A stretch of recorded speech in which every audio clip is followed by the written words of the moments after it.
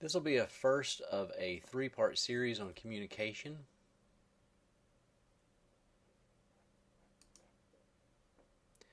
Let's first start by defining what communication is. It's the transfer of information from a signaler to a receiver.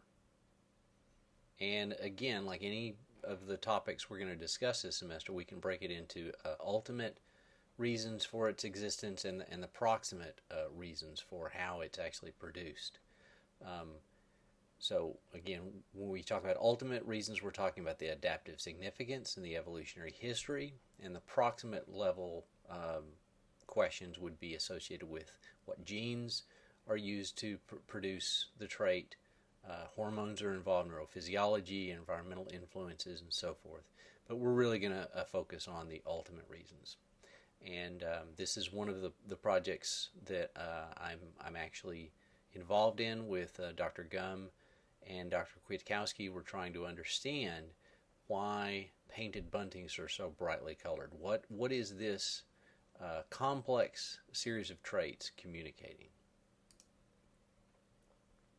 Now, one of the things to start off with when we were talking about the adaptive nature of communication, you need to understand, look at it from the signaler's point of view. These individuals should only signal when it's in their best interest. Sometimes it's a cooperative venture. Oftentimes when it's within species, the receiver also benefits. But toward the end of this topic in the last series, we'll talk about some specific situations where the receiver is not benefiting from this interaction.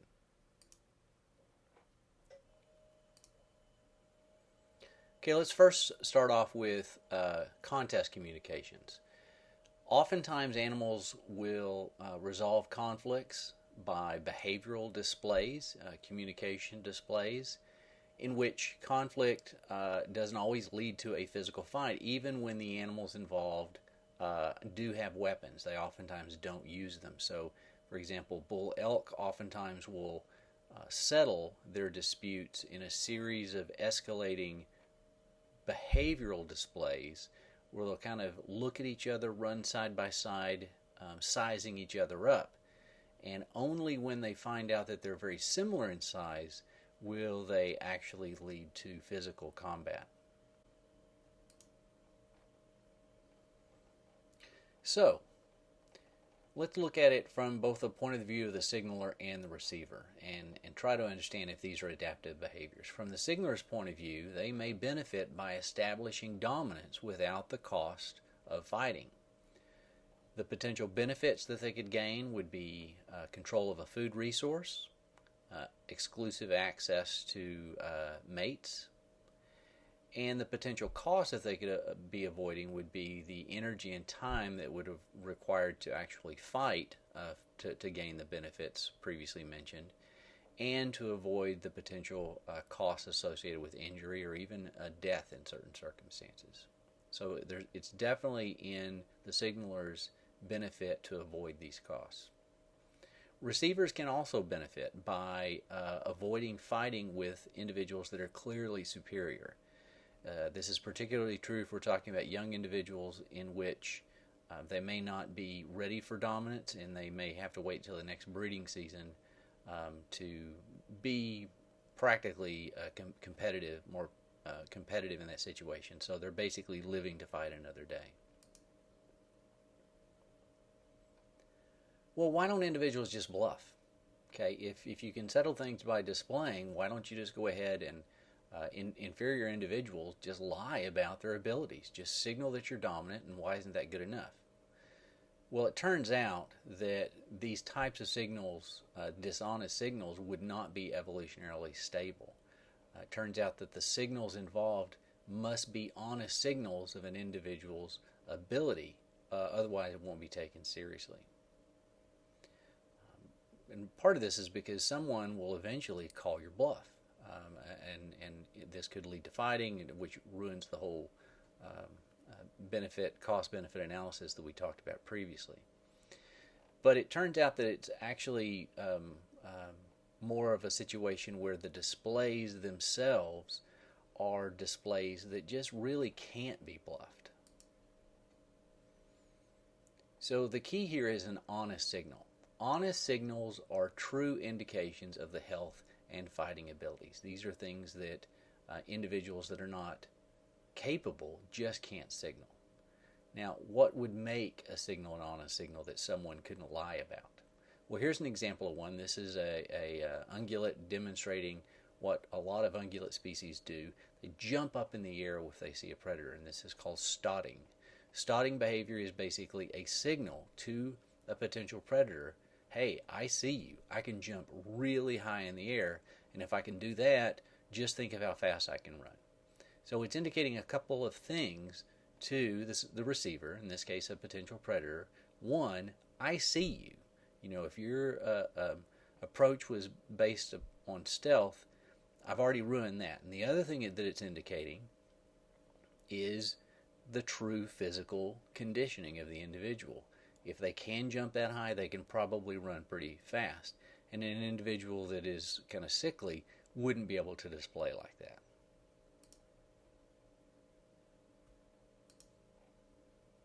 So, the properties that are similar among all honest signals is the fact that they're all expensive to produce and to maintain. So in big bull elk, one of the things that they do to maintain dominance is they do these roaring displays where they make these big bellowing sounds over and over and over again. Again, an individual that's not healthy, that's not big, can't make these deep vocalizations, and if you're not physically fit and healthy, you won't be able to sustain that for very long. So it's an honest signal of their abilities, including fighting abilities. Here's a picture of a prairie chicken. Prairie chickens have these incredibly complex displays, part of which is visual. They have these bright colorations. Sickly individuals wouldn't be able to produce these bright colorations because carotenoids are used to make these yellows and oranges and reds, and carotenoids are important part of the immune system, and so if an individual is sickly, they have to use those carotenoids in their immune responses. If they're healthy, on the other hand, what they're signaling is, look, I'm so healthy, I don't even have to use these carotenoids in my immune system. The other thing that prairie chickens do is they do very fancy dances, really fast, repetitive dances that a sickly individual or a low-quality individual couldn't do. They also make these booming vocalizations, which are very energetically expensive to produce. And again, individuals that are not of good fighting capability, not of good quality, wouldn't be able to pull that off. This is a male side-blotched lizard. They do push-up displays like a lot of lizards do. You'll see anoles doing this in East Texas. And in this species, it's been demonstrated that this is a costly display and only healthy individuals can do this. Now, what they actually did to test how kind of draining this activity is they looked at the threat posture duration, how long they could do push-ups and the number of push-ups they could do either before or after they ran them on a treadmill. And you can see that before they run them on a treadmill, when they're basically rested, boy, they can run, they can do these push-ups like crazy. But after they run, their ability to do that is compromised because it's a very draining exercise. So it's just demonstrating that it is a costly behavior. Other traits are just not physically able to be produced by individuals because of just physical limitations. So a lot of vocalizations, the tone expressed by those vocalizations is dependent on the size of the individual, and size oftentimes is correlated to fighting ability. So male barking geckos, the larger you are, the lower the frequency of barks that you can produce. So on the graph here you can see the dominant, the main frequency, is really high in individuals that are very short. Individuals that are very long, very big, basically have very low barking vocalizations.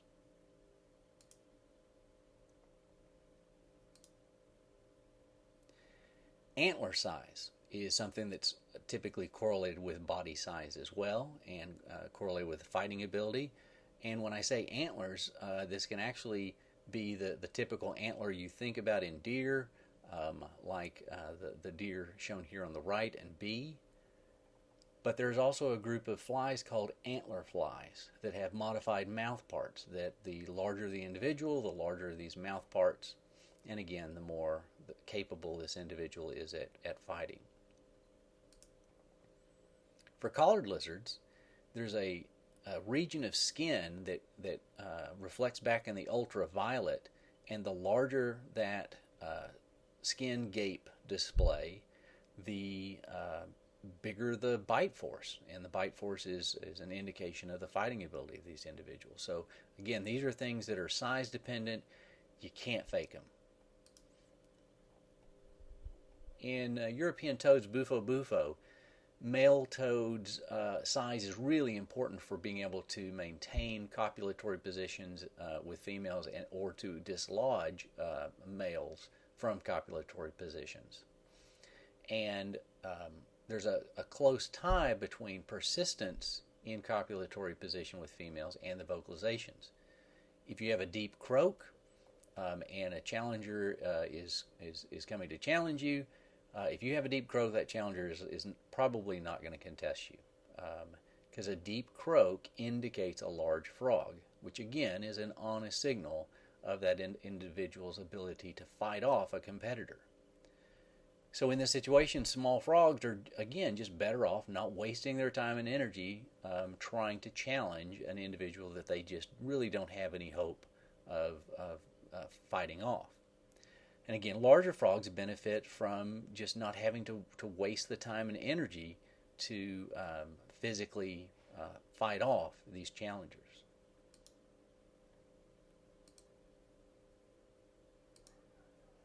Now here's an interesting study that demonstrated the importance of the vocalizations to indicate the likely size of an individual in one of these interactions. What they did is they took small frogs in copulatory position with females and then disabled their regular vocalization, but put speakers near them that artificially made it sound like they had these deep croaks. And so, as you can see here, if you either look at the top, which is the number of attacks, or the bottom figure, which is the percentage of time spent attacking, small defenders that were associated with low-pitched croaks, which are typically more associated with big frogs, had fewer attacks and less percentage of their time being attacked compared to those matched with what would normally come out of a small frog, these higher-pitched croaks. Now they did parallel things with large defenders, again using the same vocalizations, and you see the same pattern that the high vocalizations received more challenges than the low vocalizations, but compare the size of the histogram bars for the large defenders and small defenders. Despite the same pattern, it's clear that there's something else going on here as well, right? I mean, the croaks are sending information to a potential challenger, but they're obviously also looking just at what they see. And when they see a large defender, no matter what it sounds like, they're less likely to challenge a large defender than a small defender. So the vocalization has some role, but clearly the visual stimulus that they get from actually seeing the size of the individual in the copulatory position determines what they're going to do.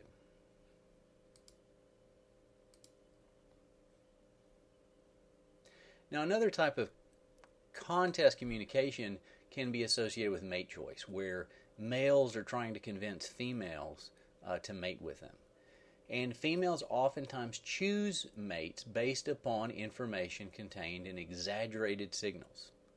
These signals tend to be honest signals of male quality. And again, this is one of the things that we're looking at with the painted bunting.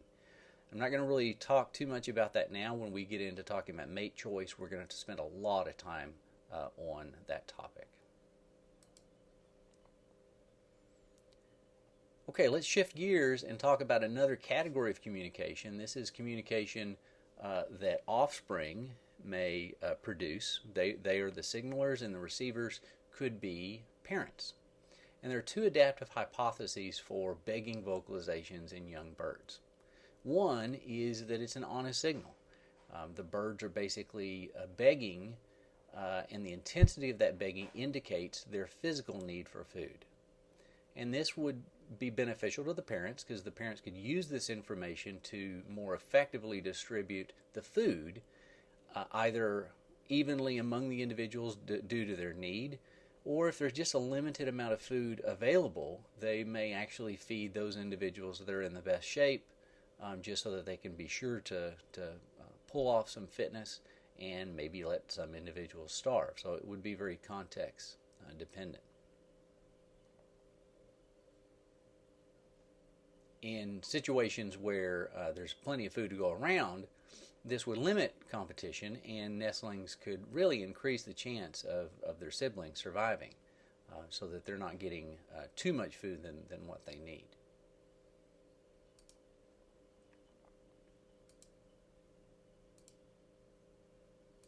Now, an alternative hypothesis is the sibling scramble competition, in which basically everybody's out for their own benefit. Each of the nestlings is trying to outcompete their nestmates so that they get more food, so that they grow faster, have a better shot of surviving and reproducing. And this would be particularly expected in situations where there's just not enough food to go around. There is indications that something like this might be going on. Begging does tend to increase with clutch size in several species, so with increasing clutch size there's probably greater competition for food, and so that is what causes the ramping up of the vocalizations.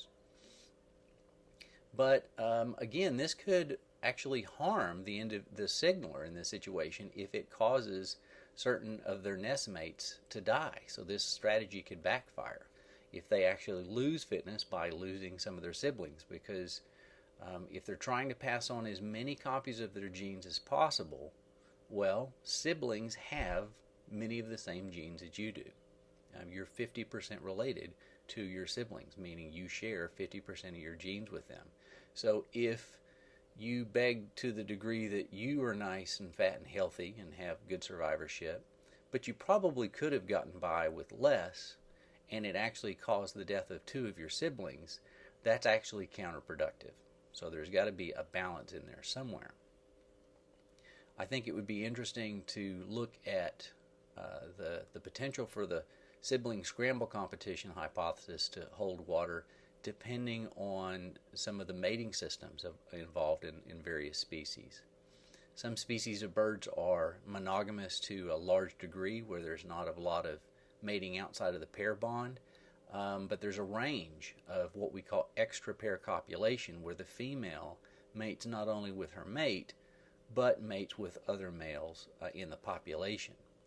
And you would expect that in species with high degrees of extra-pair copulation, sibling scramble competition may be more intense, because your nestmates wouldn't necessarily be that closely related to you, and so it would make sense for you to be more interested in your own fitness. But I'm not aware of any studies that have made that type of comparison.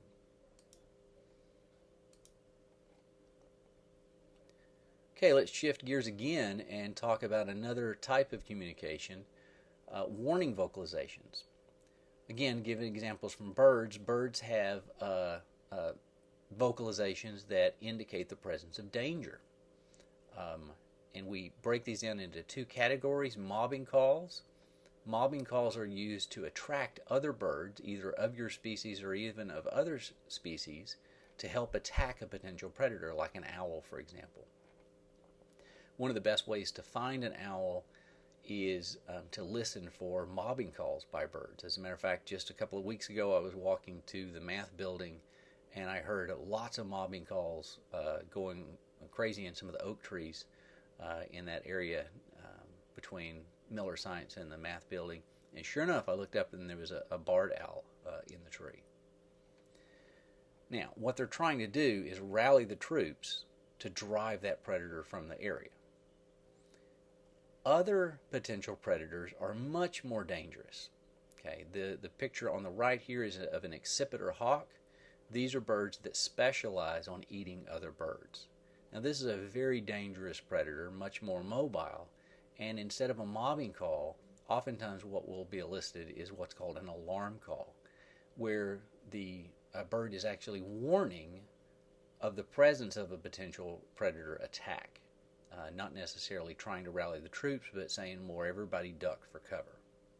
So let's look at some of the characteristics of mobbing calls and alarm calls. They have different functions. What makes them different in other ways? Well, mobbing calls are easy for other birds to locate and respond to. Now this makes sense. Remember, they're trying to rally the troops, and so it should be a call that's easy to locate. Sounds that use a broad range of frequencies are easy to locate where they're coming from. And so mobbing calls tend to be what we call broadband, using a broad range of frequencies. And here are some examples.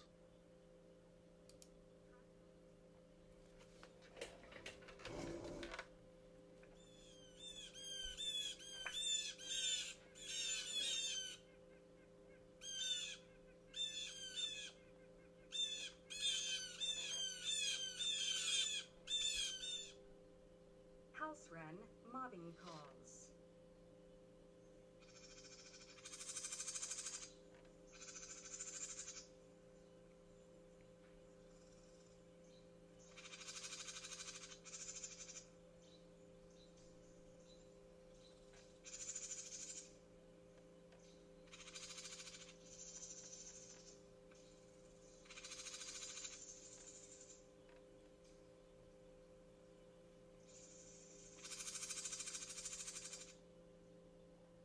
Tufted titmouse mobbing calls.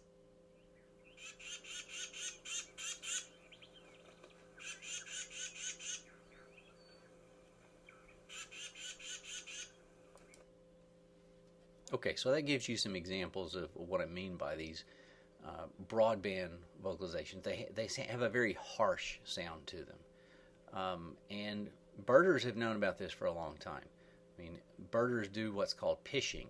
Pitching is basically an imitation of a mobbing call of a bird to try to draw birds out from cover so that a bird watcher can get better looks at them.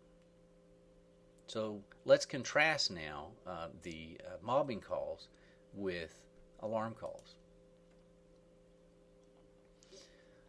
Alarm calls are more difficult for a predator to hear and locate. They use a higher and narrower range of frequencies, and that tends to make them sound like really high whistles, which high whistles, high frequencies from in a narrow range are really difficult to locate. And again, this makes sense. The birds are sending out an alarm saying, hey, there's a really dangerous predator in this area, everybody duck for cover. A mobbing call, you're trying to draw attention to yourself, saying, everybody come over here. An alarm call, it's too dangerous to draw attention to where you're calling from, so you're able to produce the call without drawing a lot of danger to you.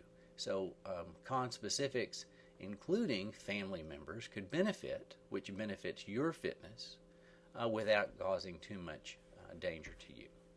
So here's some examples. Track 18. American robin high Z alarm calls.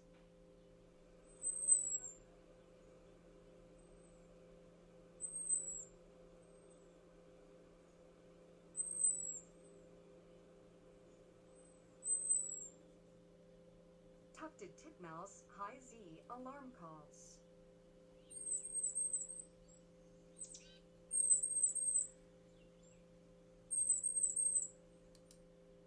So again, those are just a few examples. The figure here shows some other examples on a sonogram, which is just a chart of sound frequencies over time. And you can see that they're relatively high frequencies, between 6 and 7 kilohertz, and a very narrow range of frequency. It's not as broadband as we saw in the mobbing calls. And the other thing that this demonstrates, and you probably picked up from the audio file that I played for you, Mobbing and alarm vocalizations show convergent evolution. The same basic calls have evolved independently in different lineages because they have the same selective advantage of being able to easily be located or not easily be located depending on the circumstance. Alright, so let's review what we've learned in this screencast. First of all, we talked about the roles of signalers and receivers in communication, how signalers only will signal when it's beneficial to them, and oftentimes it also benefits the receiver as well, but not always. Signals in contest communication have to be honest, otherwise they're not evolutionarily stable. And again, the definition, what keeps them honest, is they have to be costly to produce and maintain. And in these circumstances, this communication benefits both parties in the contest so that they don't waste their time and have the potential for injury. We also talked about other examples of adaptive communication, begging and offspring, and how the adaptive significance of that could vary from species to species in ecological context. It could represent sibling competition, which would be the case in really low food circumstances when not everybody can survive, or when siblings in a nest are not always that close related. Begging could also indicate to the parents the information of need of individual nestlings so that parents can provision their nestlings in a way to maximize their fitness. And then lastly, we talked about warning vocalizations, mobbing calls, and alarm calls, and how the context of those calls selects for the use of different frequencies. Mobbing calls, you want to indicate your location, communicate your location, and get others to rally around you, so those are broadband vocalizations. And in alarm calls, you don't want to draw attention to yourself, but you still want to be able to communicate a threat to others in the community, and so you can minimize that threat to yourself with a high and narrow range of frequency song or call.